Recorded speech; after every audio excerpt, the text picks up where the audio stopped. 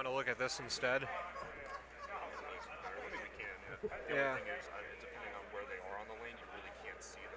That's So true. When I was watching Alexis bowl here, I literally couldn't see anything until she's literally out of Right. shot. So. Yeah. Make sure it's live.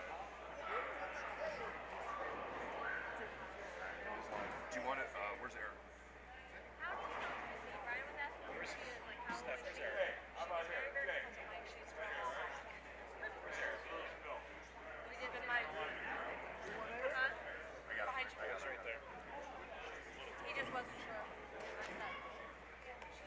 Eric's right there. You guys should be starting first.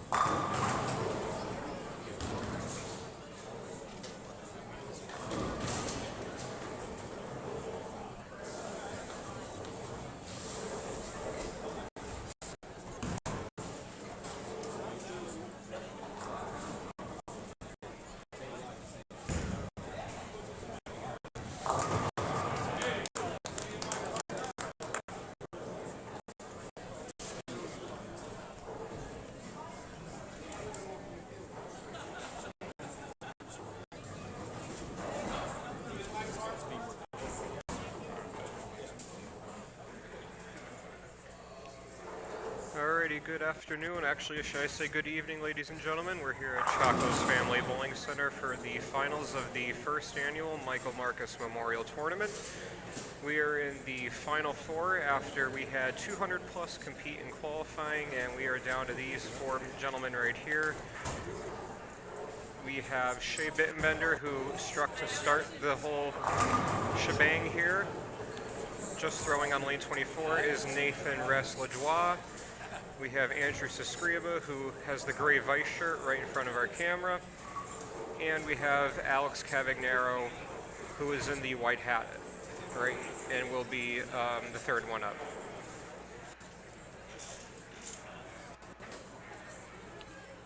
These four bowlers ran the gauntlet in the match play rounds, and on a pattern that, as the day went on, was a little bit tricky. I know my commentary partner here, Brian Wirtz, has been doing a lot of the camera work for this. Very good camera work, might I add, along with some commentary as well during the qualifying rounds. And Brian, obviously these four guys went through quite a bit here to get to this point, and it's probably no shock to see Shea here in the finals, and probably Alex Cavagnaro. Would you say so?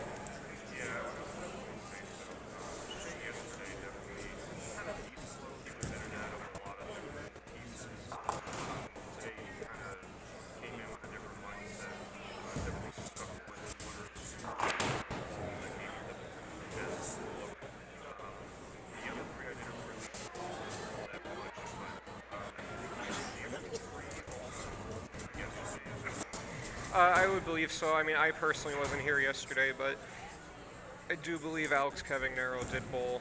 And, I mean, he's obviously a multiple-time regional champion, and, he was going to figure it out one way or another, whether he bowled yesterday and didn't bowl well. He was going to figure it out eventually. But, for some of the guys at home that do not know Nathan Lajoie, I know this is the first time I saw him compete. He's from Canada.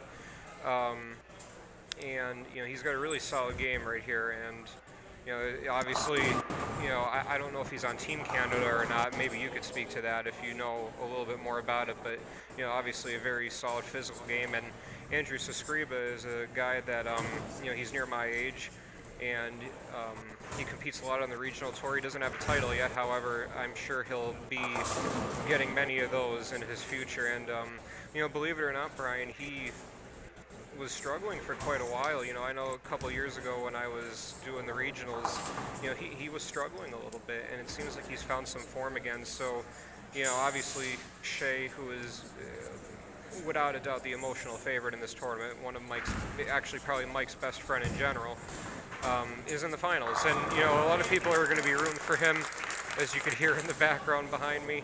But, a lot of us knew Mike and were very good friends with him.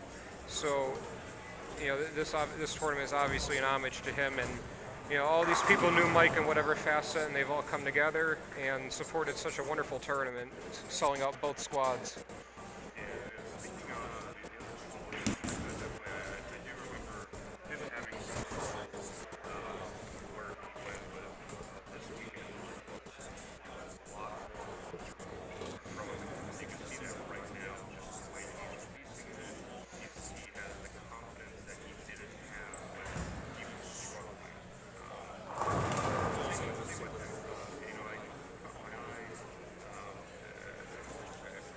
That's right, Nathan Lajoie.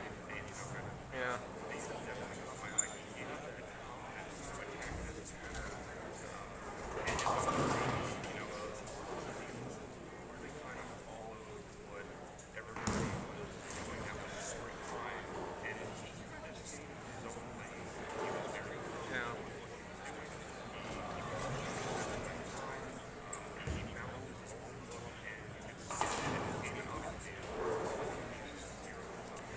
Yeah, absolutely. And to speak on that, a lot of the guys, at least today, attacked the pattern from the extreme outside part of the lane with snow tires to begin, and then as the day went on, you either stayed in that part of the lane and just used shine, or you kept moving in. But Nathan just, kind of wanted to stay out of the traffic.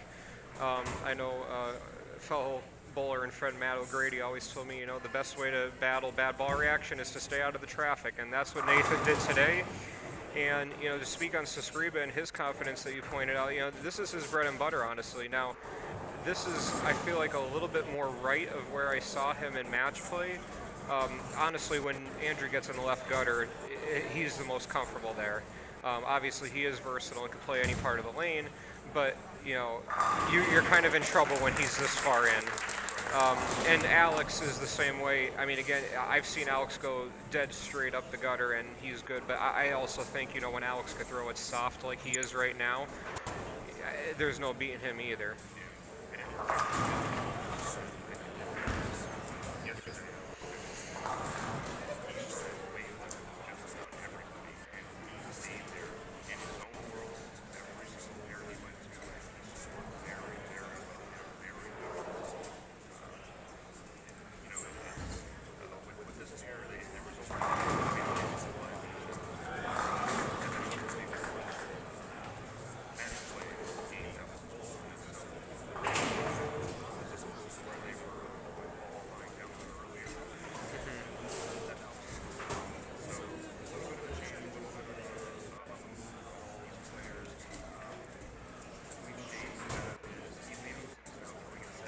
Yes.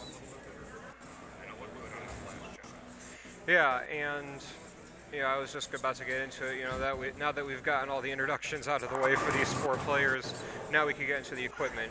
Shea is throwing a Zen. He was throwing a Helios for most of the day. Alex Cavignaro also throwing a Zen. Nathan Lejoie, you guessed it, he's throwing a Zen. Andrew is throwing, it looks like one of the katanas from Radical, honestly.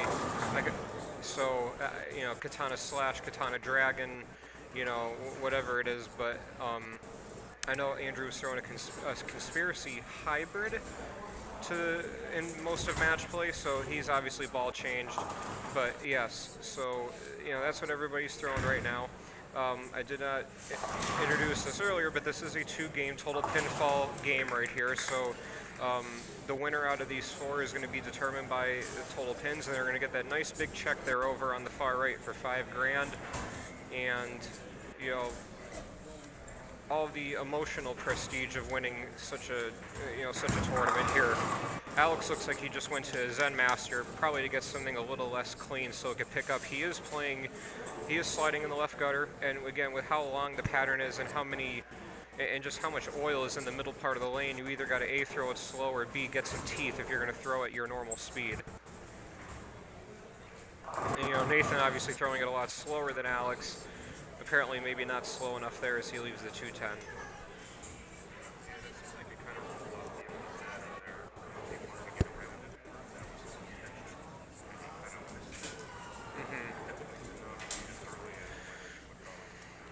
No, I really think, in my personal opinion, he should be out of the Zen, because I think he needs to be in something cleaner than the Zen is. That's a very good pickup on the 210 there by Nathan.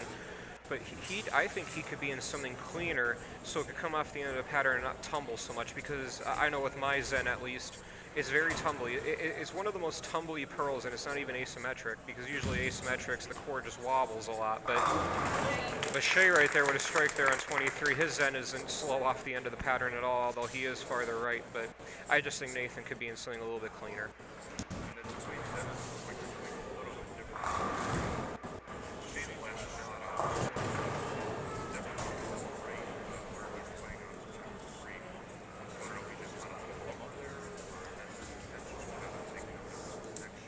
Yeah. It seems like everybody's playing the same general area, same break point, just different equipment starting in different spots.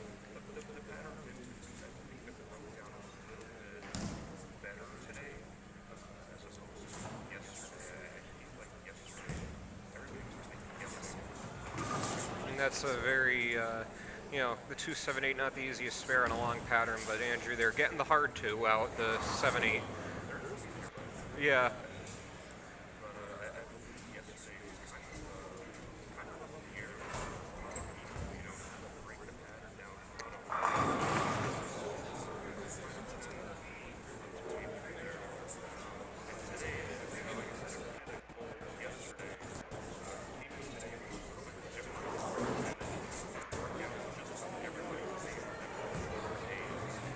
absolutely. I mean, and Alex, I think there went Brooklyn or Jersey. I know he's from New York, so actually I don't know where Alex is from because quite honestly he's moved around a lot. But nonetheless, I mean, you are very correct, Brian, when you say that because on Saturday, and I know it didn't bowl Saturday, this was the first time people were seeing this pattern. So it's just the fact that you know people played more to the extreme outside today, but that's because they saw the pattern yesterday. So everybody had a game plan of, I'm going to get something with snow tires and break down the outside part of the lane or the track area, and it just created this this bumper for everybody. That's why Shea's playing where he is. But, and that's also with the field, too. Even though, yes, we had a strong field, I believe Stephanie mentioned on Facebook, about 23 regional titles between the field, some national titles, it's just one of those things where, in an amateur tournament, not everybody's going to be breaking down the same part of the lane. So it just seemed like today, this almost was like a regional, and I'm just speaking to that just because I've bowled enough of them, where everybody broke down the same part of the lane in practice and now created this, and that's why scores were higher in the second squad. I believe the deficit between the 16th place today and 16th place yesterday was, 40, 50 pins? I mean, that's a lot. You go from having an average 210 to having an average about 215, and it's just a lot. And Alex there takes advantage of his Brooklyn strike there and gets a double. And it looks like Alex is now throwing the Zen Master on both lanes. So.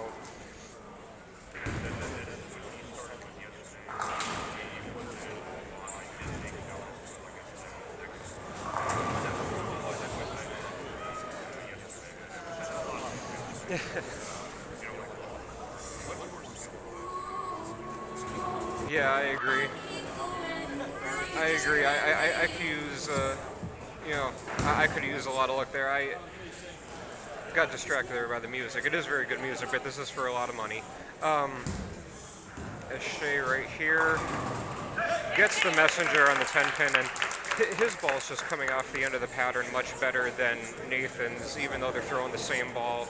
And right now, Brian, I mean, like if you had a toss-up between these four guys, I'd be hard-pressed to not take Shea, but, I just think on experience alone, Shea and Alex are the two front runners here, but I just believe in Shea's ball reaction more than Alex's right now, especially after Alex just went Brooklyn.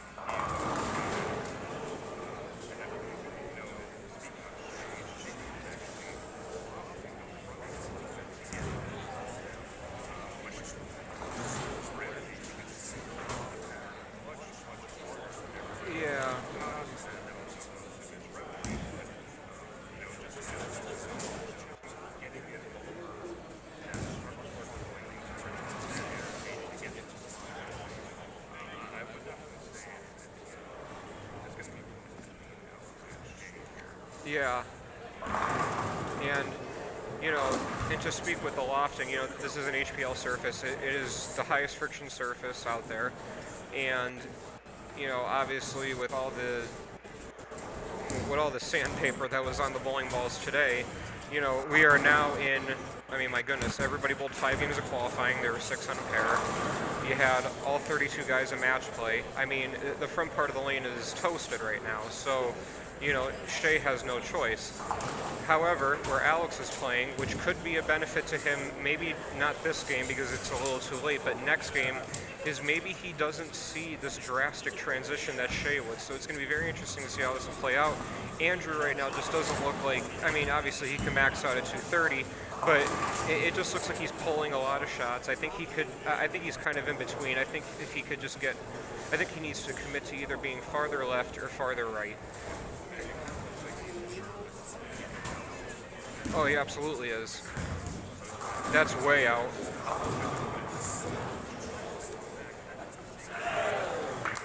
That's a very, very fortunate break for Shea.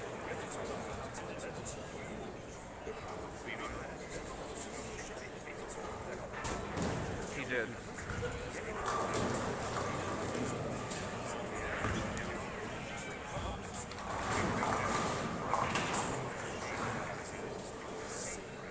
Oh yeah, it's much more. He's also closer to that friction, so it's going to help him too. But yeah, I mean that's out the window, and you know, I know we didn't mention the pattern yet. You know, this was 44 feet. There was about 28, 29 units of oils, and for you guys out there who don't know, you know, the average amount of units of oil on a sport pattern, you know, 25 is about average. So, you know, this is 4 units more, and that's a lot. You know, think about it this way. The regional tour they put out, well, actually, I should say the PBA patterns in general are 29, 30 units, as Alex gets a good break there on the 10. So, you know, there's a lot of oil out there, and you know, you would again think on 44 feet and all those units of oil that that ball wouldn't come back. But because you know there was no re-oil after qualifying, again the lanes are practically toast right now. Nathan there gets a good strike there, caving in the 4.9. I still think he could be in something a little bit cleaner, but you know he's not doing bad. For max scores here, Shea could get to 207. Nathan can get to 218. Shea strikes there in the 10th. Andrew could get to 213, even though I talked about how much it looks like he's struggling and all that. And Alex can get to 214. So everybody is extremely close right now, and there's only one more game left. Andrew right there makes a ball change to that conspiracy pearl, I believe, and he leaves the 210, and that's going to put him in the back, unless you know Nathan or Alex make a mistake of their own.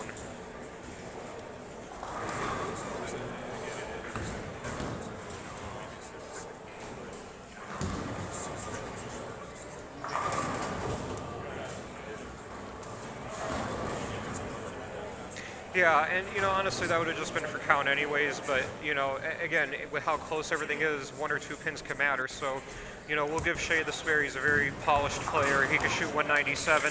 Andrew with a very good conversion there, and that's actually going to put him ahead of Shea. You know, unless Andrew gets, you know, super washout here where he'll lose count. But you know, that was a big conversion by Andrew because that's going to at least put him ahead of one person.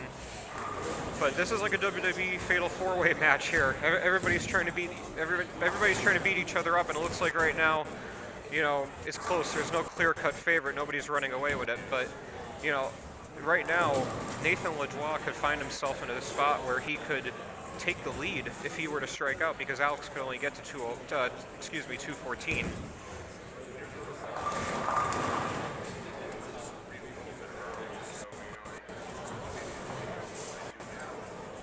Yeah. Oh, no, he's not.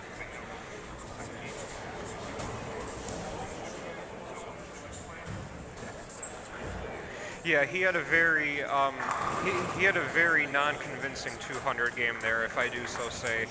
As Nathan there gets a strike, that's going to put him ahead of Andrew.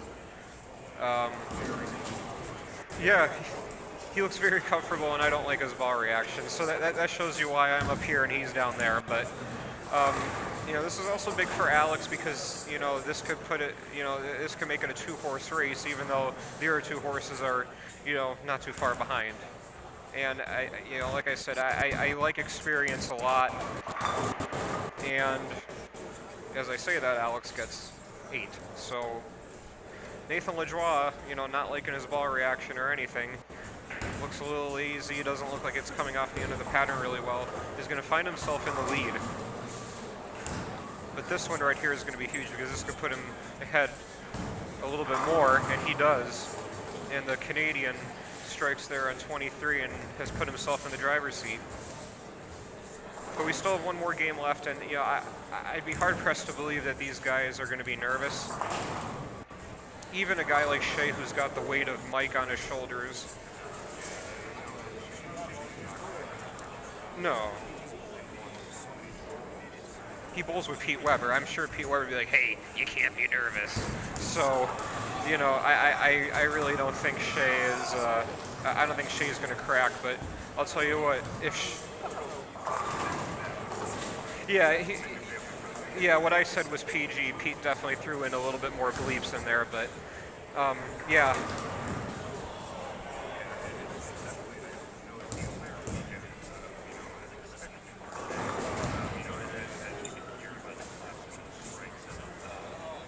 It's a pro Shea crowd, and as it should be.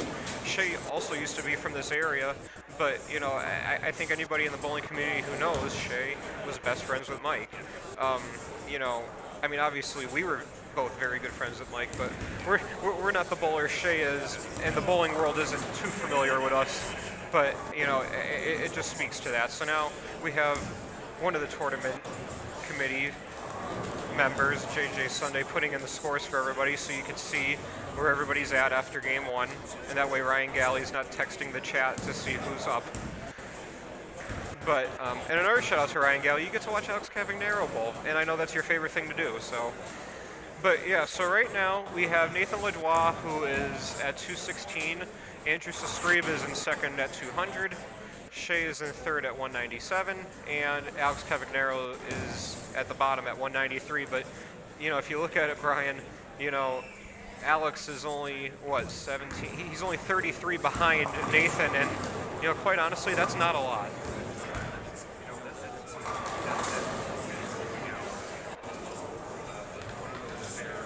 Right.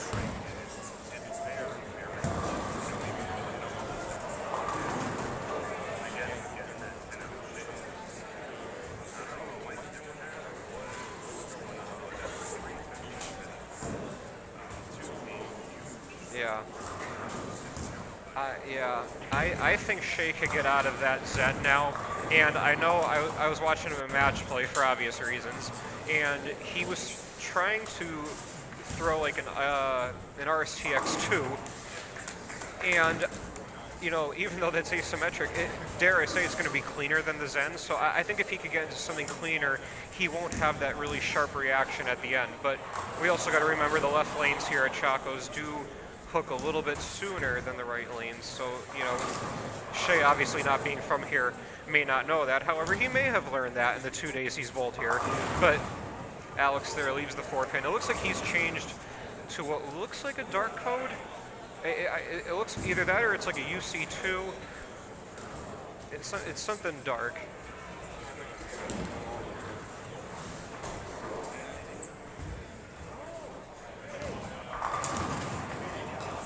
Nathan there with the weak 10, almost a 710.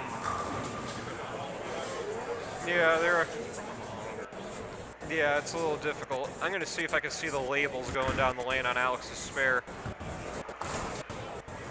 You know, I have no idea. It looks like white labels, so it could be, who knows, a white wedding? I don't know.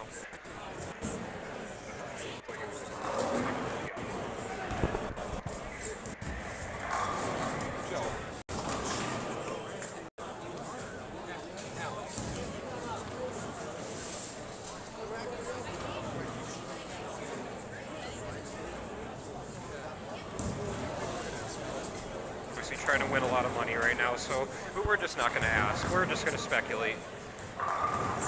And that's a ring 10 there for Shea.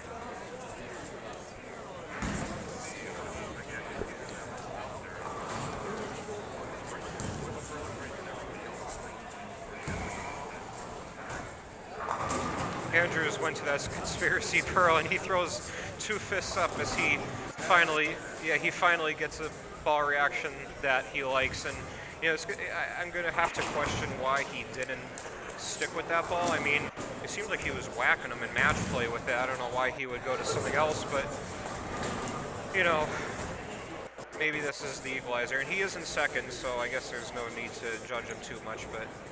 But Alex is still sticking with that Zen Master on the left lane, and that's Brooklyn, and that's his second one. You know, yeah, it could absolutely be the difference. You know, you have Shea who went, you know, high 4-7 and then ring 10, and then you got Alex who got the Brooklyn. So.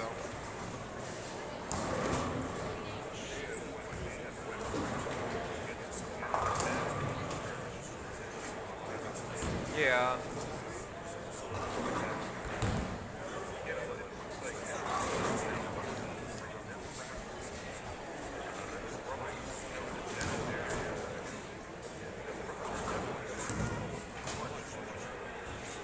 Yeah, Nathan's ball right there. I mean, it really wasn't the worst shot, and he actually got very fortunate not to leave the 3-6-7-10. Now he's got to be fortunate not to chop it, and he gets one out of it, and that's a costly error there by our leader. It is early though, so he can make it up. But It is costly, and we're going to see, this is an opportunity now for Andrew to kind of put himself out there now as the front runner with a double here. See how much he trusts this ball reaction, as it looks like, yes, the pair is playing absolutely different. Lane to lane, at least. Looks like he got a little air under that one, and he gets the 10, yeah, and he hit the 6 slap the 10. That's exactly what you want to see, and Andrew with the double. The New Jerseyan from Clifton? I don't know. Not to be confused with Family Guy. Miss Clifton. That's where he's from. Shea is from Missouri, though. I'm sure he's not very thrilled about how his Cardinals got out of the playoffs early, but Shea looking to bring home a win of his own for the state. We'll see what he does. That looks like a UFO alert, and IQ Tour Emerald. Hey, that's my favorite ball. I solemnly swear that PJ Sunday and I did not tell him to throw that, but it is our favorite. But the IQ Emerald, just from my experience, I mean, it's going to get down the lane a ways more than that Zen would, so. And Alex with the trip 4. Brooklyn trip 4.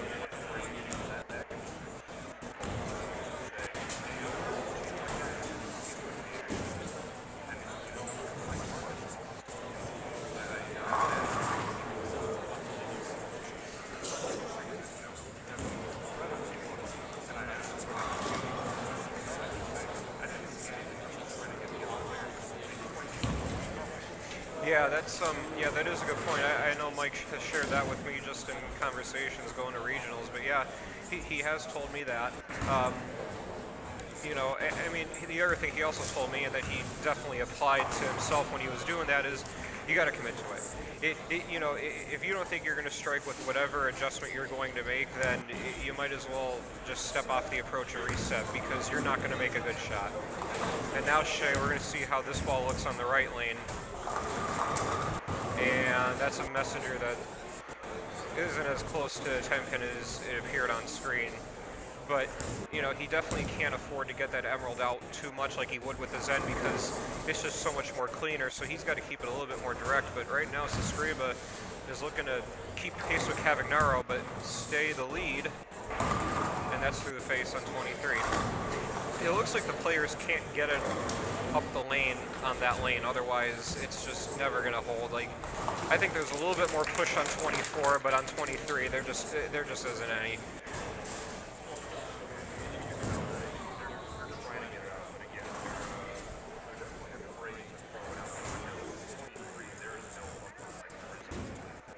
No, there isn't. There's more shim on 24, but there's also a bumper. 23, at least for how far right Shea was, there was a bumper, but there just isn't that anymore. And Andrew there making the 3-6-10, which, believe me, is still not the easiest spare. And it doesn't look like he's made any changes either. That's still the Zen, and it just looks like he's not making the shots he needs to right now. I don't think it's so.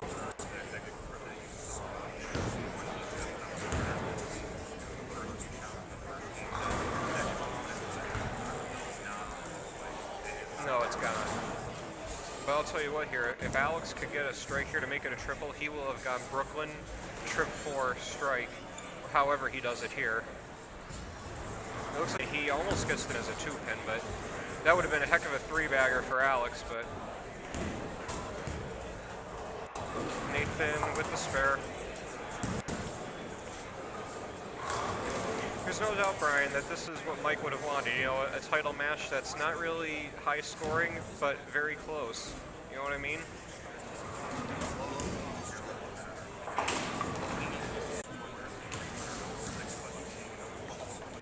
Yeah.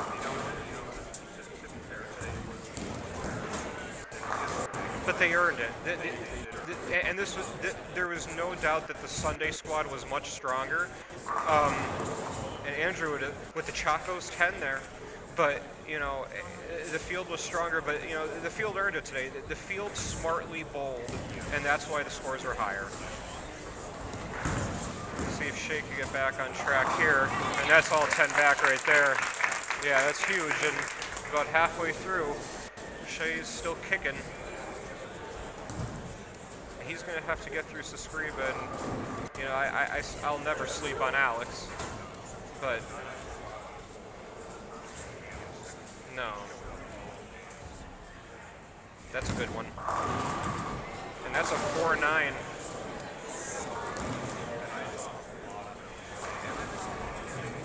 Yeah. Absolutely, yeah. The ball's going past the 9 pin, but I'll tell you what, Alex being, the champion he is, there's no doubt in my mind that he's practiced this spare as Mike did, compete. When he would go to compete on the national tour, he always said, "I need to learn how to make the 4-9 more. I need to learn how to make the 2-10 more." And there's no doubt that I think Alex is going to give this a run, and I wouldn't be surprised if he made it.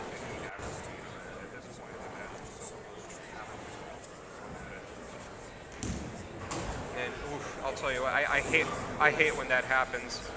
That's like when you pick the 10 off a 6-10. It's like, oh. But I think we all are. The best of us are. But that's going to put Alex behind the 8 ball, because truthfully, I thought that was the first open between the 4 players, but Nathan had a missed spare. But so this could be a big double here for Shea. Very big double.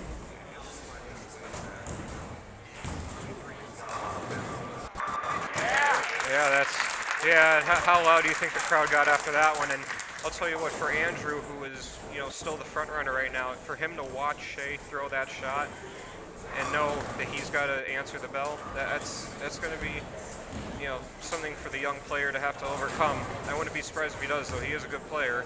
Looks like he gave that one room, and he leaves the 3-6, 7-10, and all of a sudden, the stars are now aligning for Shea again.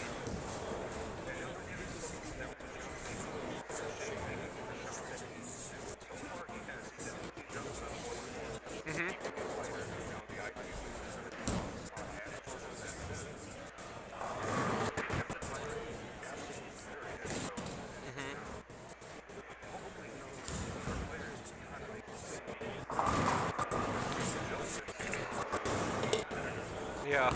Well, I'll tell you what, Andrew, I think thought he was going to get 1 out of that. He's very fortunate to get 3. Count is very important, obviously, as we said, a matter of 1 or 2 pins, especially with how tight the first game was. But, that's huge. But, I mean, another thing to point out is Shea is throwing an IQ Emerald. Everybody else is throwing a really big Pearl right now. I mean, now, we still don't know what Alex is throwing. But, everybody seems to be still throwing, like, a bigger core bowling ball. And Shea's just getting a cleaner reaction because the IQ Emerald, not really a small core, is still small enough.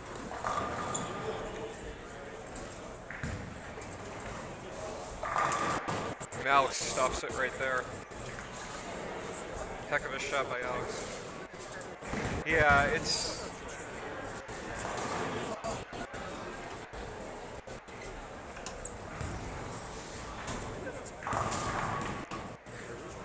I almost want to say it's a code black, though. I don't know. I mean, Alex... Yeah. Yeah, you need those blue light glasses. But right there, Nathan, I mean, you got to feel for him. He's struggling right now. But, this is the man right here, Shea Bittenbender, looking to get 3 in a row. And he stuffs it right there, and that's... Yeah. Yeah, you think they're pulling for him? So let's do some max scores here while we can, because the action is going by awfully fast. So Scriba there with the 5-pin. Shea could max out at 259. Nathan LeJoie is max out at 208. Andrew could max out with a spare here. Could get to 215. No, I'm sorry, 225. And Alex Cavagnaro could get to 245. So, Shea obviously has the higher max score here. That's got to go. Oh boy. Nobody had their hands up though, so Andrew would have saved money, even though he's going to make quite a bit anyway as being in this match. But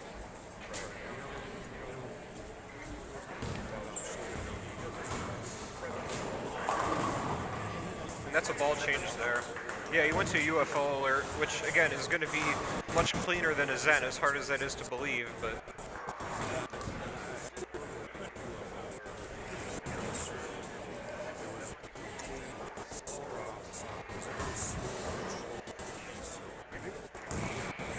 Yeah, well, Alex has to answer Shea right now because Alex is, he can max out at 245, so he needs to answer Shea if he wants to win this tournament. That looks like he got a little bit more air under it, and he leaves the Shaker 7, my personal least favorite hit, and Alex liked that one. As you can tell, he was not very pleased with the result. So this is going to bring Alex's max score down to 225. So right now, I mean, if Shea could just, if he strikes here in the 8th and he strikes here in the 9th, I mean, it's going to look really good because right now it doesn't even look like anybody could get a 3 in a row right now.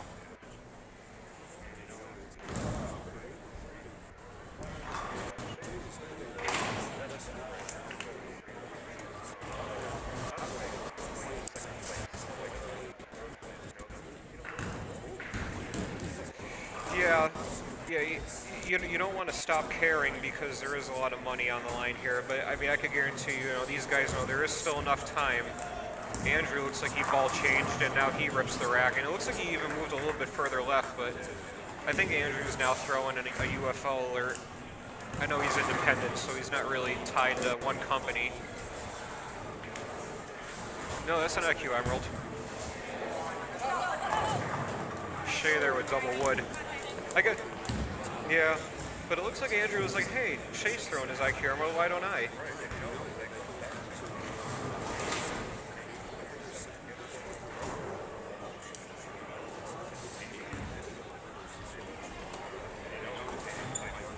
Yeah. Alex didn't get as much air on that one, but he carries the 10, and you got to wonder, when he did give that shot on 24 a little bit of air, did that possibly push it too far? Now this is going to be a hard spare, and Shea makes it. Yeah, no, they absolutely did. Even for myself, being an unbiased commentator, was making sure that he made that. But Shea right now can max out at 237. Nathan LeJoie could still grind to 208. Sascriba could get to 225, and Cavagnaro could get to 225. And Sascriba now would have, actually no, that wasn't Sascriba out there with a double. So, I mean, so let's just say Shea goes strike spare the rest of the way here and he shoots 217. Nathan LeJoie was still up on him. So, if Nathan could grind this out to 208, he could still be ahead. But I feel like Shea will double. He's got a good look, and that's a solid 9.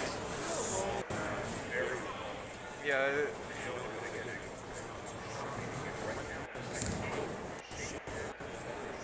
He does.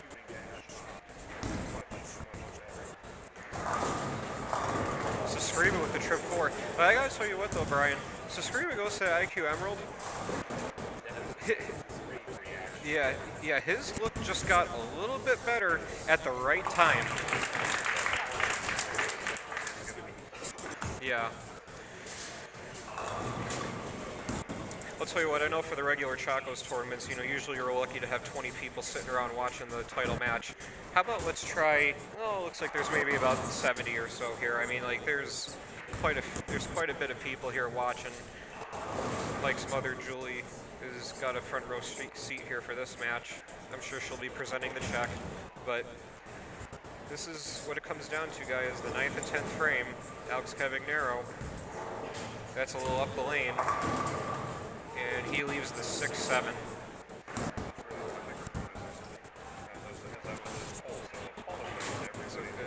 So Brian Wirtz's microphone is off. Is mine okay? Yeah, mine's okay. I'm sure everybody's like, oh man, we already hear enough of Brian on a monthly basis. But, so Alex Cavagnaro there leaves the 6-7. Nathan LeJoie here could still shoot 208, and it's not going to look bad for him. He stuffs a 9 just like Shea, and just like that, it is absolutely back into Shea's corner. Now,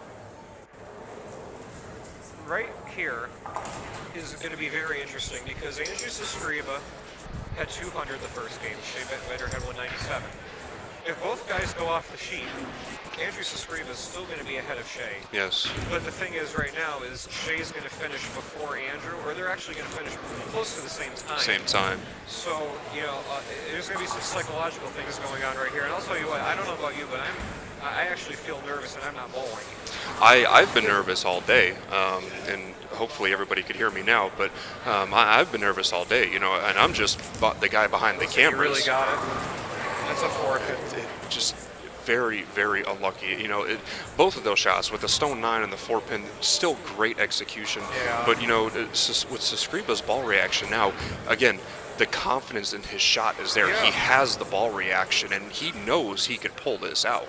Yeah, he could. And again, he may have ball changed at the right time, but we're going to see what Andrew's made of here.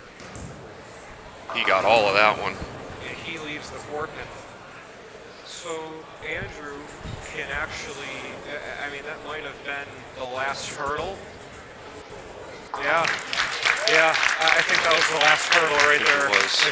Yep. Because Andrew needed, I think Andrew needed that first one right there, because Shea could get to 215. That'll put him at that'll put him at 412. 412. Andrew here with a spare and a straight gets to 404. Nathan Lajoie could get to, well, he won't be at 400. No. And Alex Caballero, Alex, he 193. won't be at 400. So Shea Bittenbender, guys, it's almost like it was meant to happen. Shea Bittenbender is going to win the first annual Mike Markis Memorial. And that's a 7 count, so that's 212, and I think that's he still it. He just realized it. The math is set in, so is the moment, and guys, like I said, it's almost like it was fate. Great bowling by Shea, too, and that's also huge credit to Sescriva, for giving himself a chance with that ball change. That was a huge ball change because he didn't have that ball reaction until he went to that ball. No, so he didn't. He had a very end ball reaction. Yeah, and an incredible effort by Sescriva there, as we see incredible effort by all players. Absolutely, You got to believe for this much money, they pulled out all the stocks here to try to get the win. And like I said, I think a lot of people felt that it was just meant to be. That's a very interesting leap there by Alex. It's hard not to recognize that, but it's just. Yeah. And Bittenbender, I hope there's enough space on that check to fit his last name. I know my last name would have a problem fitting, but I think Shea's going to be okay. We made it big enough that we could put just about any name on there, but we were hoping that it was going to be him. And again, as an unbiased commentator, and yes, Tom, nicely done, Shea, nicely done indeed. He came into this weekend. I knew he wanted to win. Yeah. You could just tell. He was locked in all weekend. Yeah. So. As the players finish up here, Shea Bittenbender is going to get the win by 5 over Andrew Sescriva. He'll be in second. Andrew, I know you're shaking your head now, but you're going to get a nice payday there, my friend. Absolutely. Nathan Lajoie, 392, finishes in third, and Alex Caballero finishes in fourth at 375. And the heart's pounding a little bit, but again, Shea Bittenbender is your winner, and I don't think anybody would have had it any other way for this first annual absolutely tournament. not. Absolutely not. If anybody knew Mike and Shea, this is how everybody wanted it to be. Absolutely. So we're going to leave the stream on. We'll check presentation, right? Absolutely. Yeah, we'll turn the mics off, volume down a little bit until we. I think we might be presenting it. I don't know. Again, we got to write all these letters down on the check. So let's take a few. We'll come back when we're about to present the check. Yeah, absolutely.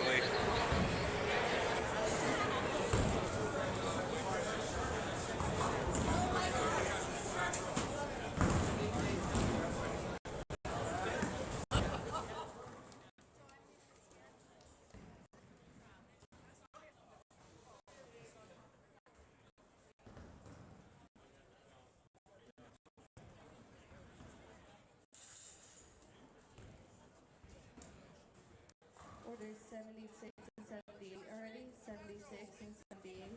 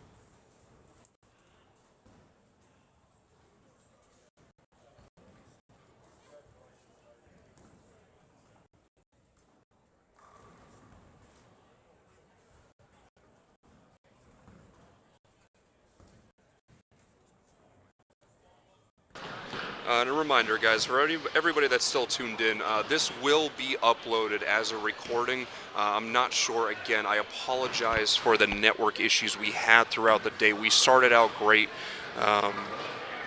and then we kind of dropped it. And Brian, your mic is back on. But again, everybody that tuned in today, thank you so much. Again, I apologize. We're working with what we have as far as the network goes. We're streaming right now off my phone's hotspot because that's more stable than the network has been today. So it is recorded. It will be uploaded to YouTube. I believe it's going to be a much, much better quality as for everybody to watch back. So. Yeah, what Brian said, all that IT stuff. So yeah, we have the presentation coming on here. We have the 4 players. That's Andrew Sestreba there on the left, finishing second. Nathan Ladois from Canada finishing in third. Shea Bittenbender, your winner, is the third guy. And then Alex Cavignero with the white hat. That's what you confuse with Jason Satina in the white hat, or Eric Kotarowski. Alex finishing in fourth. But, Brian, I mean, this was this is a weekend we all anticipated. We anticipated it, but we also know it is solemn because we do all miss Mike very much. I'm sure, I know for myself, there's not a day that goes by where I don't think of a joke he told me or just a moment we shared. So, even though that this is a very happy moment, we just wish Mike could have been here, but he really is here. He is watching, and I'm sure he could he'd give Shea a nice big old hug right now. But this is just what a great weekend. Both squads sold out. The sweeper was a success, which I do want to say was won by PJ Sunday, who is also a very good friend of Mike, who traveled to regionals in the East with. So congratulations to PJ on winning the sweeper. I mean, this for $600. Right. That's more than just the regular stops here at Chaco's monthly. So yeah. PJ Sunday, Shea Bittenbender. I mean, again, it just seems like the right people won this weekend. Yes, absolutely. At least for this first annual one. But I do thank Brian here for doing the commentary and doing all the work. Mike Sumerano helping out with the technology. Yes, aspect absolutely. Of it as well. I'm sure there's a nice technical term that I don't yeah. know. But Brian doing commentary during qualifying. I know I can't watch bowling for that long, but it's very it was a privilege to do this. Absolutely. It was a privilege to do this match here, and I certainly will continue to be on the mic, but hopefully Brian joins me on the mic during the regular Chaco stops. Oh, if I'm even there, you expect me to be there every Sunday. I do not know when the next Chaco's tournament is. Message Eric Kotarowski, he has a schedule. I don't. But again, congratulations to everybody who made the cut. I didn't have a sheet to name off anybody, but for the people who knew who made the cut, congratulations to all of you. Anybody who cast, congratulations, but also everybody who competed this weekend. Yes, this was a bowling tournament, but there was more of a meaning behind this. Yes. So for everybody who came out to support, everybody who donated, everybody who competed, we thank you all, and we look forward to seeing you next year. And unless Brian has any other final words. No, and I mean, I just want to say thank you. You put a lot of work into this as well with with taking the logo and doing what you do. You're the reason behind that nice check that Shea gets to hold. So I held it first before him, and yes, you did hold it. So. But yes, thank you to you. Again, I can't stress enough. Thank you to everybody who tuned into the stream. If you haven't subscribed, please subscribe. This tournament will be on this channel. Hopefully, much better quality as well next year. This was kind of just a spur of the moment, last minute idea that we had with the limited resources that we had. So, next year. Hopefully it will be much, much better. I'll have some people to help me that I'm not just by myself. But yeah, thank you, Brian. Thank you to everybody, the committee, everybody that came out to bowl.